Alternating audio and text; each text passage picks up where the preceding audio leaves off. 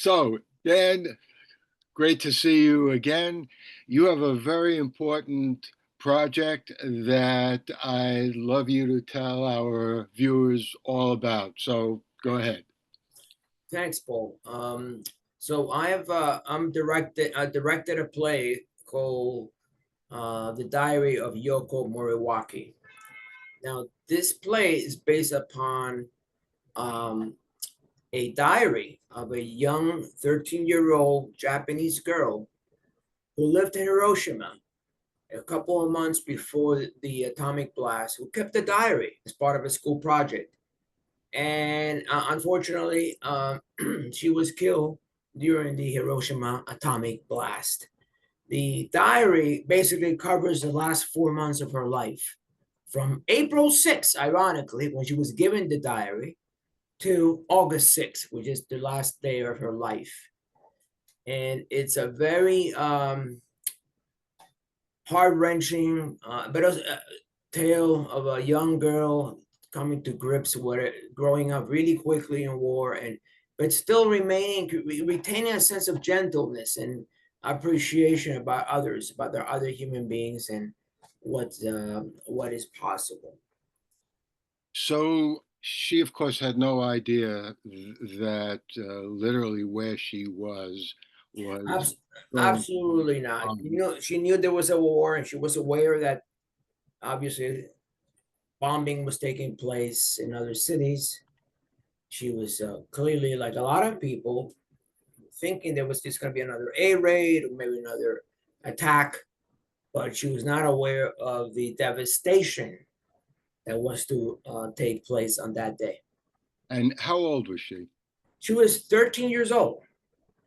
She just had turned 13 in June. And so she's just a couple of months over 13 years old. Well, this is a tragic story for many reasons. Let's get to the largest reason because it concerns many, many people and it's still an issue today. And then we'll go into more personal reasons. Since the day that the public first became aware of the A bomb and the damage it could do, there's been a profound ethical debate about whether it is ever right to use a weapon that causes that much damage. And as at least some of our viewers are no doubt aware, this happened at the end of World War II. Japan was losing the war. It was just a matter of time until our troops got into Japan and basically forced Japan to surrender. And Japan was refusing to surrender. And Harry Truman and our generals had an atomic weapon at their disposal. And so the real question that Harry Truman had to deal with is, was it worth the sacrifice of who knows how many American lives to continue the war for as long as it would have taken without the atomic bomb to conclude the war?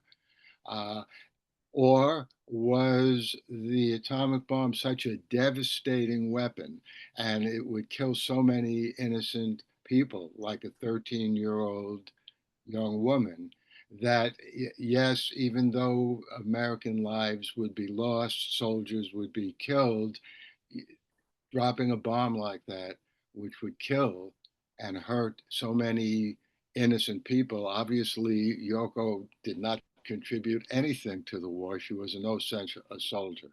So you wrote the play that this diary, in effect, is dealing with the fact that here you see somebody writing a diary, having no idea that her life would end on this terrible day. So you must have a view about that greater ethical issue. Well, absolutely. We go way back, and I mean decades ago, when I was just a young student attending a university like Fordham, That wasn't Fordham, but it was another university. I've always been concerned about the implications of an atomic bomb. When I was like 21, 22, I came upon some papers back then where I demonstrated that it was possible, based upon existing declassified data, that it was possible to put together a dirty bomb or even an A bomb.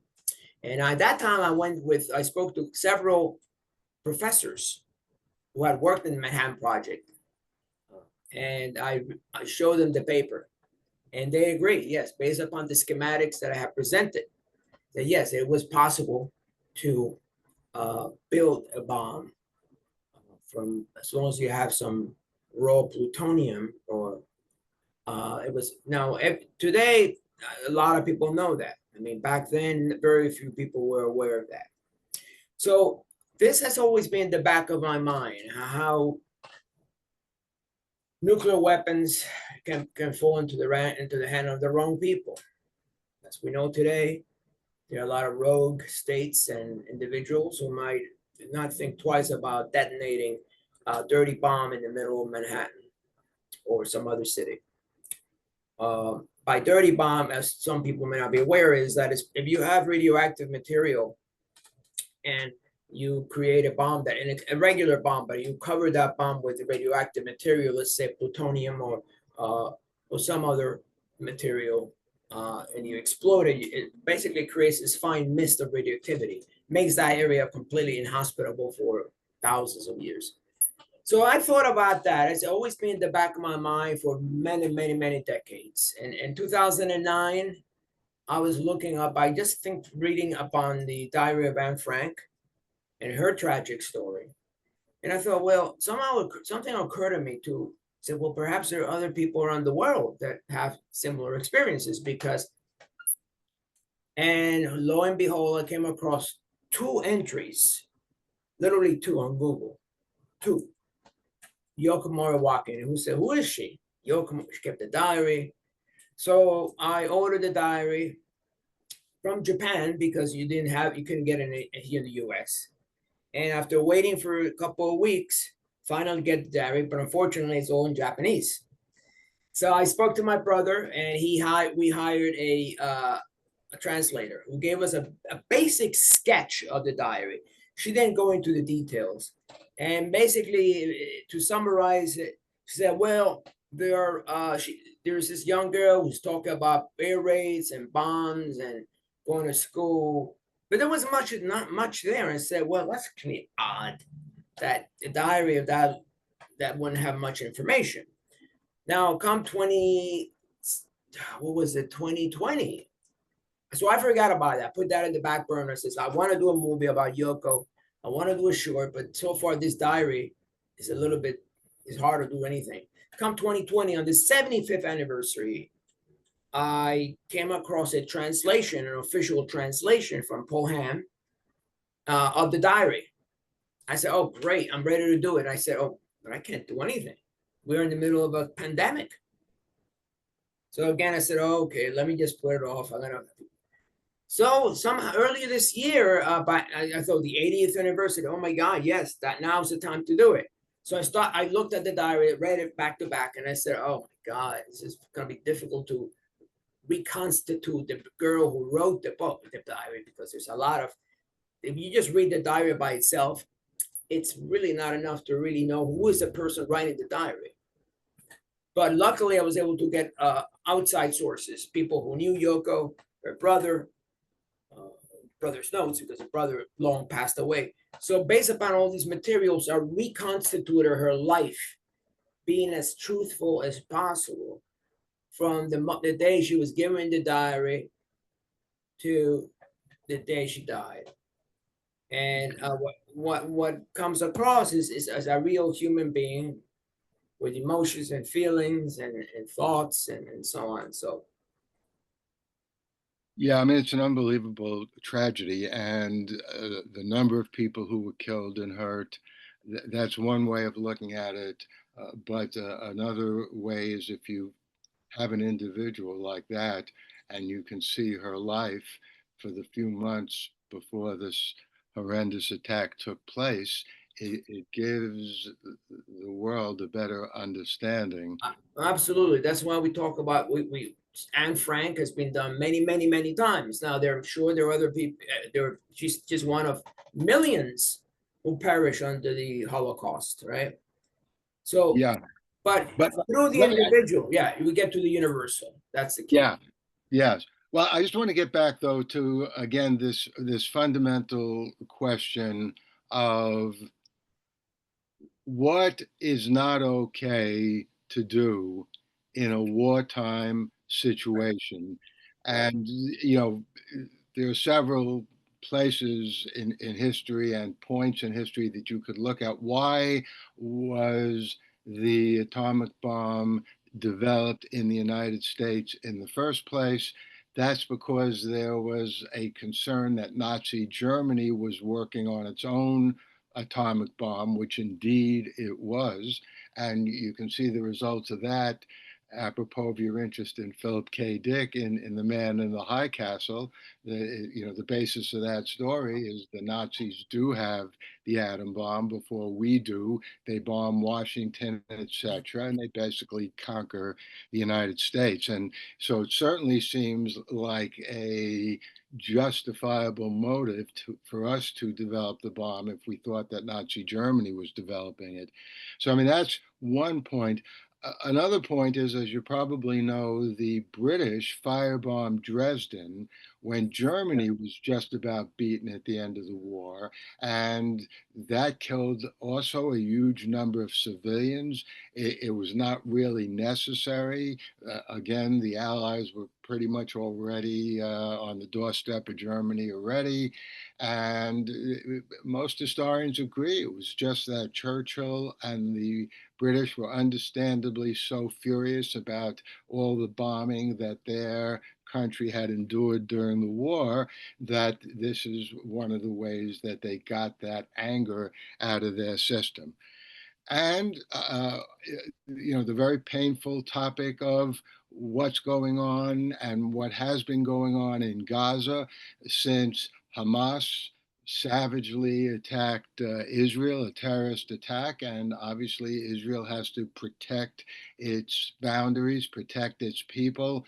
But again, all of these different issues, and there are numerous other issues, get at this fundamental question: is there anything that's wrong to do in a war in which the lives of your people, whether soldiers or civilians, are literally at stake? Is there anything that's wrong to do to end that or stop that? And I'm just wondering what your view is. In other words, if you had the power to go back in history and prevent Oppenheimer from leading this group of people who did invent the atomic bomb here in the United States, and you could just press a button and say, no, that's not going to happen. It's going to take a different course. And you had the power to do that. What would you do? Well, that's that's going back in time. Is there's so many factors. I can only speak from where I am today, not back in 1945. But I would say that I would really would reass. I mean, I think the political reasons why a bomb was also dropped is to by Truman is was to show to the Russians, who allegedly were our friends then, that hey, we'll do the same thing to you if you don't watch out. Which is there are a lot of problems with the historical narrative, which I personally have never been fully happy with the way it was described by Orthodox historians. And I think that we really didn't have to bomb. We already did massive damage to Tokyo with the firebombing. Those canisters that exploded and then got stuck on people and burned. Essentially, we're in Tokyo one single night got more than 100,000 died from firebombing. That was before the atomic bomb. The atomic bomb is more theatrical. The problem is many civilians, 30, including 30,000 children, died, close to 30,000 from that. Also, World War II was the first time we had a historian going after civilians. I mean, which up until even World War I, it was all specific as soldiers fighting soldiers. The rules of war changed in World War II and continue, and since then, basically that's continued, right? So it's a difficult question to answer because I don't think I have all all the information to fully. But I would say, speaking from where I am, I would not have dropped the atomic bomb, or I would have done one sample. Say, listen, this is what we're gonna do to you. To do it somewhere else. Look, check it out because you're going next. I would have given that, which we did. We only had two bombs basically. We had exploded one in the desert, and no one knew about it except the people in the Manhattan Project. But there were other two. But I think we could have used one to demonstrate, hey, we're gonna do that to you. So at least a warning if they felt, because Japan did not surrender right after Hiroshima. They still wanted to hold on, even though 100,000 people died. Right. So it's really tough. I think that it was we were already doing a really good job at really wiping out that whole country with conventional weapons. Really did.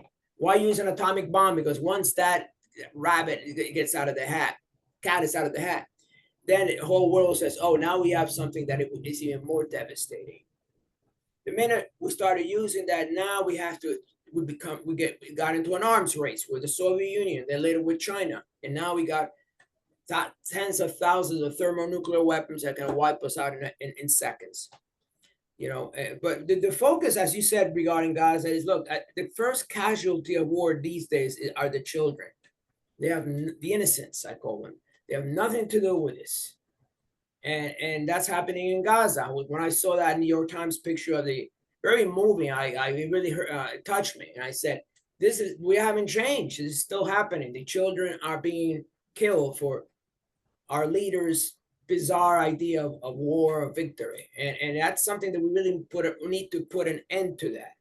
And how it's really difficult. Maybe we should go back to fighting conventional wars, not going after civilian centers like drop Yeah. bomb, because that's the terrible thing about war now is like it can easily spread to civilians Yeah, centers. well, unfortunately, though, historically, actually, World War II is not the first time that happened. It's been going on through history.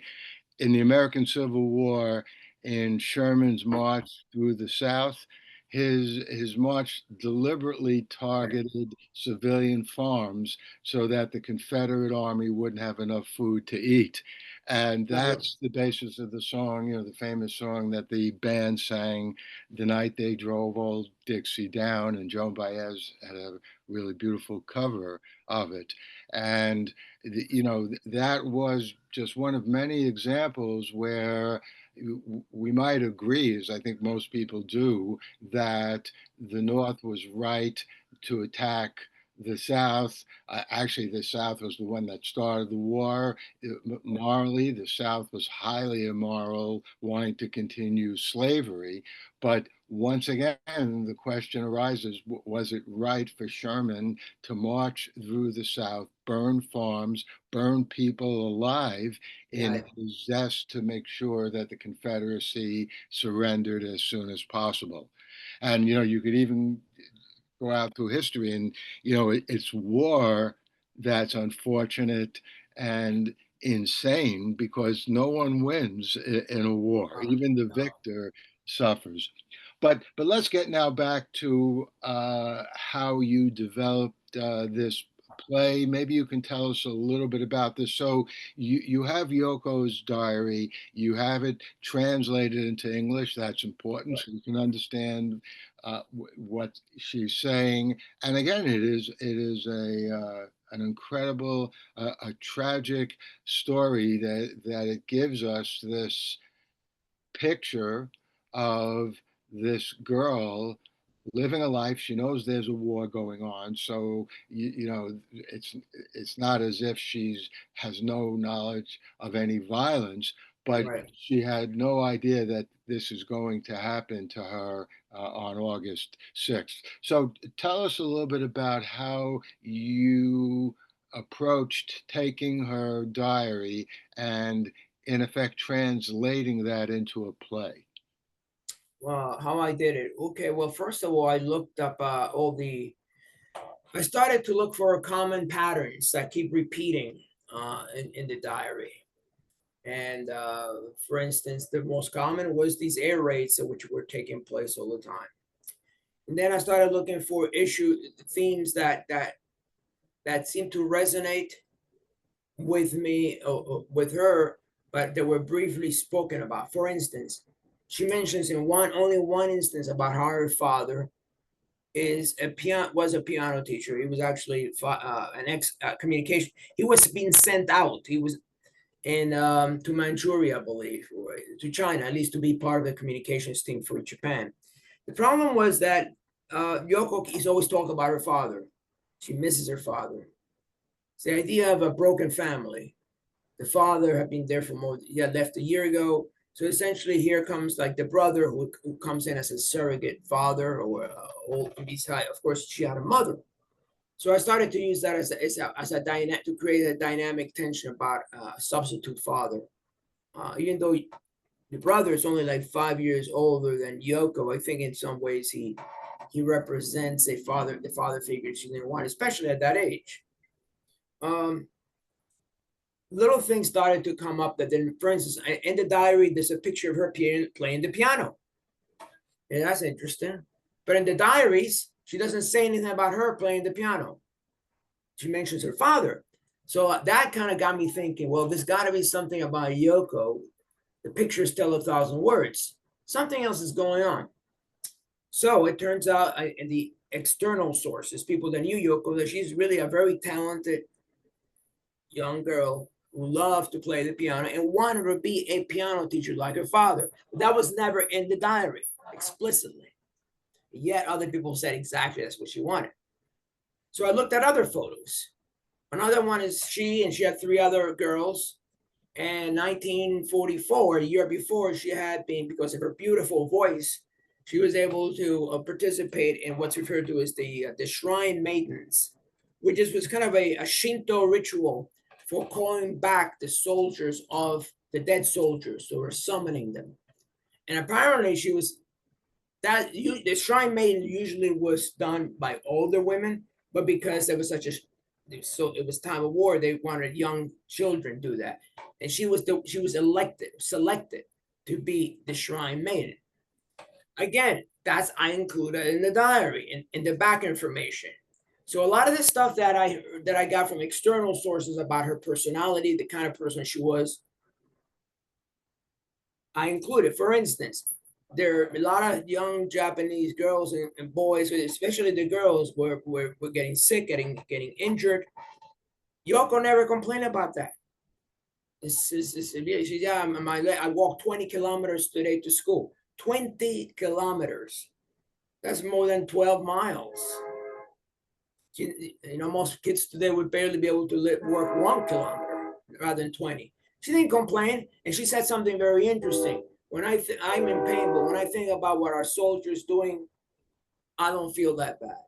So that tells me someone that is thinking about the other, whether it be a soldier or a friend, someone who thinks like we're in a very bad place, but someone out there is in a much worse place. The sense of gratitude that comes from that. That's how I start building her personality from the ground up. And other things. So I look at pictures. I look at the testimony of her brother, which is very poignant. It's never said in the diary, which is the day the brother was going to go with her that same day to Hiroshima, take the ferry that same day, because the brother up until that a few weeks before had been living somewhere else. Now he's living with her and the mom. So he was going to, but by perchance he didn't take that ferry. He took another ferry. He went to work. I'm wondering if those little things could have made a big difference in how whether he had survived or not. Because if he had taken the same ferry, maybe gone to school, seen her, maybe that's when the bomb would have attacked. He would have been killed too. And these little things really come up regularly in the readings. Her personality, just reconstruct the personality. Who is this person writing the diary? Who is this? Is this just some robot? Like a lot of people, one thing I really wanted to important to this play is the sense that they are people that are human, have feelings, that even the up until maybe a few years ago, when you think of the Japanese, so they were just fanatics. They just want to fight. That may have been a small cadre of men, the big six, or maybe a lot of them didn't want to. They were going along because what else can you do? But they didn't want to fight. They thought that was horrible. But there's a stoic attitude running through the Japanese culture, kind of maybe a vestige of the old samurai Bushido philosophy, which allowed them to put up with all that craziness. So here's Yoko, who, yeah, moment she does talk about we need to fight the war, we need to win. Now she's being reflecting like any patriotic daughter, anyone who is proud of their culture would say that. Proud of their culture, not necessarily have to be a fanatic or a believer in Japanese supremacy. If you're an American and you love the US, yes, you are patriotic. You may have issues. If you're Japanese, it doesn't matter. There's a distinction between proud of your culture and your country and being a fanatic and going out and trying to hurt others. And I think what you see in Yoko is someone who kind of found that balance, because she was also very considerate of her friends, of their mother, of the brother. And I see someone who was growing into a potentially a really talented young woman, who's a real human being, not a caricature like we like to describe, or at least back in the 40s, not today. So I thought that was really important to bring. We are all human at the end of the day. We all share these same feelings, longness and loneliness, and that's part of what connects us all. And the ideological differences between different countries is really superficial. At the end of the day, we all have, you all have red blood, right? We all bleed. We all have the same challenges. And that's why I wanted to bring Yoko as a representative of many girls and people in that time period, who were, unfortunately, were many of them who died. So. Well, I'm glad you did it. I think you're doing humanity a service by creating a play. Let's talk a little bit about the actual play. Is it a one young woman play, or are there more? Oh, not at all. That's what made it almost. I'm lucky to have an amazing stage manager and amazing actors that are supporting us. I realized that I did a play a couple of months ago called Timothy X about PTSD. That was a one man show. This is like I think there were 11 or 12 actors in this, in and out. A third of the play is basically focuses on the relationship between Yoko and her mother. A third is what's going on in school with the sensei, and a third is with the girls. There are other girls who actually were contemporary of Yoko who died in the blast. So I bring them too. I think there were 11 or 12 people. 11 or 12, and I think that when you included the whole cast, and so it's very challenging. And the way it works is not just simply a play, because we actually, it's a hybrid play that we incorporate audio visual elements. So there are these intermittent flashcards that kind of, since the play covers 4 months of her life, the last 4 months, there are these flashcards that are essentially bring the audience up to date on what's happening in Japan. Because not everybody knows about a blockade. Not everybody knows that Tokyo 100,000 died. So it's almost like a libretto.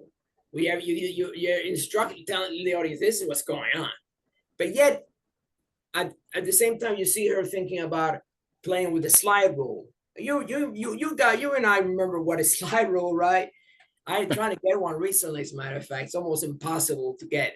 Before the I don't remember how to use it. I remember it was very tough. I remember when I was very, very young, I got one, and I said, "What is this?" And it was still it gave you approximations.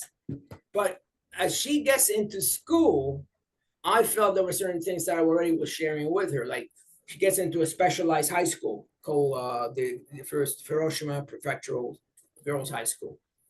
It's in a slide rule. So I had some similar experiences. So uh, the the structure of the play is a play.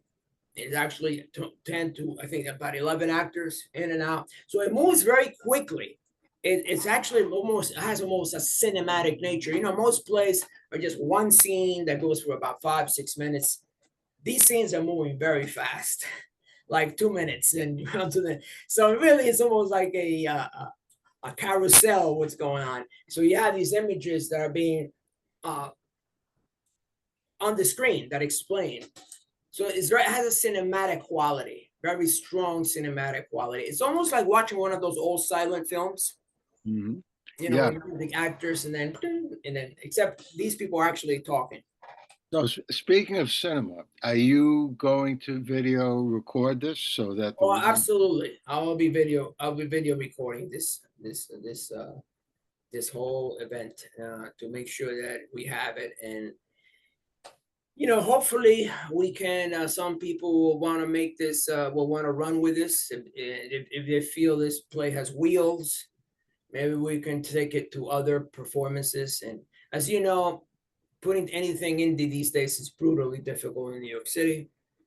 It's a real challenge. And if it wasn't for this amazing team that is doing it for the love of Yoko and the story, not because what I'm paying them or not, for the story. This is how we're going to break through a lot of the noise that surrounds us today, right? You really do because you really are moved. There's something therapeutic about this play.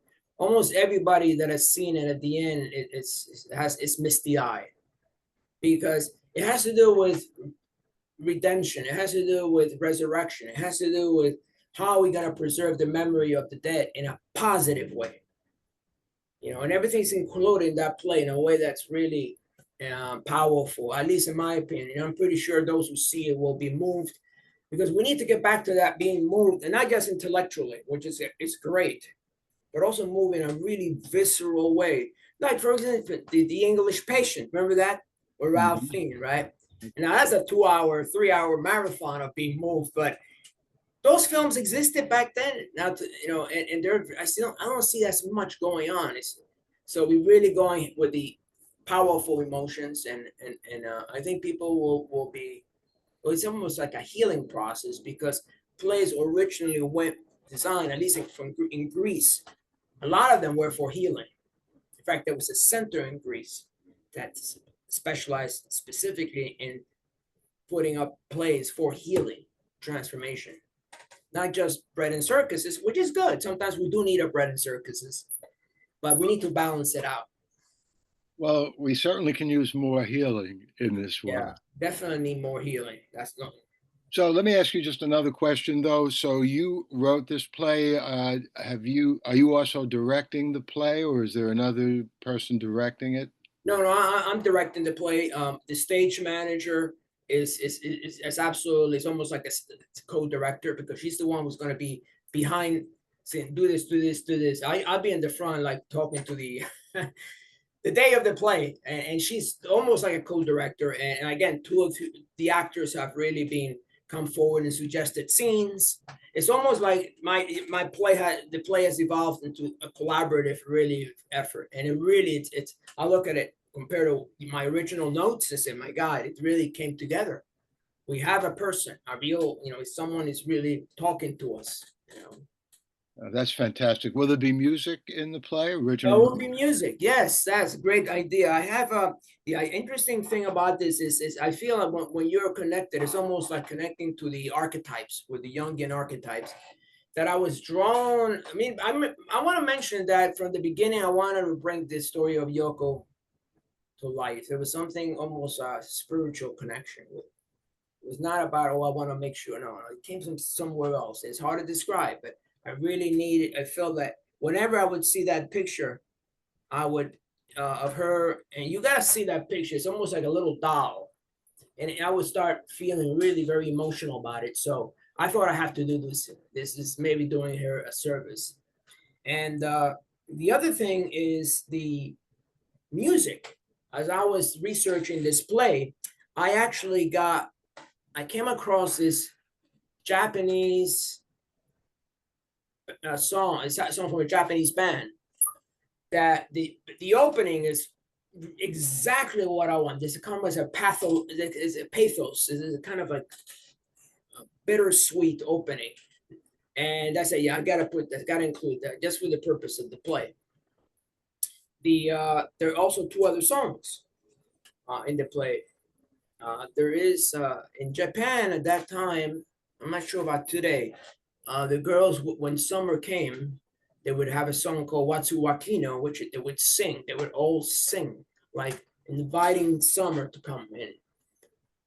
And there's a moment in the play where the girls are being, where Yoko's with the other girls, and they're really overwhelmed by what's happening in the war. They're in a shelter. So Yoko suggests, why don't we, she starts singing Natsu Wakino, which is summer is here.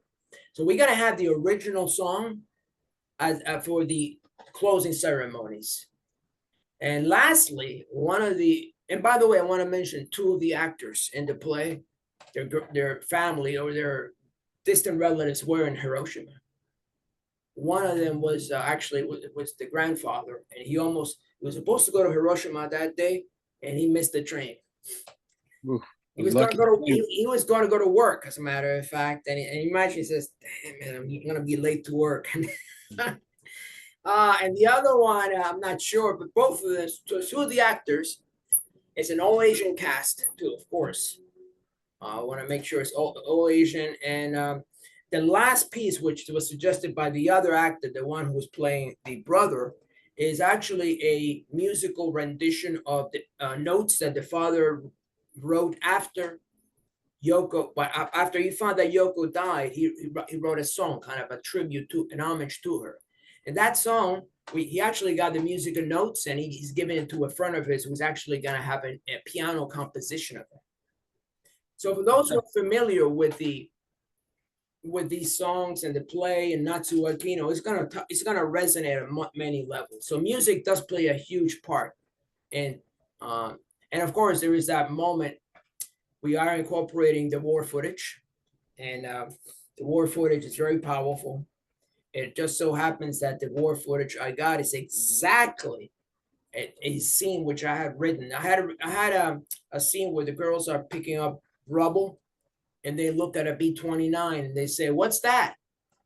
And lo and behold, I come across a movie that came out in 1953 called Hiroshima, where the opening scene, at least in that clip, are the girls doing exactly that. And they look up and say in Japanese, "What's that? I don't hear, I see a B-29, but I don't hear a siren." So I'm going to include that, and of course, a devastation that follows. So yeah, it's going to be, I think it will be a good production. Well, it sounds like a very powerful production. I can't help thinking about John Lennon's song "Oh Yoko," because obviously it's also about Yoko, a different Yoko, but Oh, yes, yes, yes. that would be That's appropriate. right. And I actually cry pretty much every time I hear John Lennon's song because, of course, he was killed. And, it's so sad to think that, he loved Yoko, and here we can hear him sing this anytime we want, but he's no longer with us. But now I think your play is going to put yet another very, very important meaning to Yoko. On the YouTube page and on the audio site in which I'm going to have this interview, I'll post it on YouTube tonight, and in a day or two, I'll put it on my audio podcast as well. We'll have the details as to where the play is, when it is. I know it's opening next week, but why don't you tell us, just in case anybody is listening or watching this right now, where exactly the play will take place and when exactly that will happen? The play, we had two shows, but one of the shows already sold out. It's all RSVP. And the 7 p.m. So 8 p.m., there's still seats. The play takes place on Wednesday, August 6th, commemorating the 80th anniversary of the Hiroshima bombing attack. It takes place at the Producers Club, 358 West 44th Street, between 8th and Ninth Avenue. And for those who are interested in RSVPing, they can go to www.dystopiamedia.com. Dystopia with a Y, dystopiamedia.com. So, and our motto is in darkness there is light. So even though there's dark, and there is something redeeming about that comes out of that moves us forward. Well, And yes, I hope that people, including yourself, Paul, if you really you find in your time, I know you're very busy these days with multiple projects, but if you find, let me know, because I love to have you there, because I do think that it's going to be a powerful event. And lastly, the girl, when I ended with this, was playing Yoko. At first, I thought, well, can we do it the Hollywood style? Get it like a 19-year-old who can pass for 13. And I had some strong reservations about that. But we actually got an amazingly talented girl who's actually 11 years old, who's going to be basically headlining the whole play. And I'm shocked. She's unbelievably talented. And she has very little, she's almost like, she doesn't have a real, but by perchance we came across her. She's really good. And I hope that as a result of this play, she gets a chance, because if anyone deserves it, is her. that's fantastic. And so there are going to be two performances. At least one of them will be videotaped. So anybody who can't make it to the play next week, pretty soon after that, we'll be able to see it on YouTube. And I'll mention, Or at least on our website. at I'm least not on your sure if website. we will do YouTube, because YouTube sometimes has these issues with music and all that.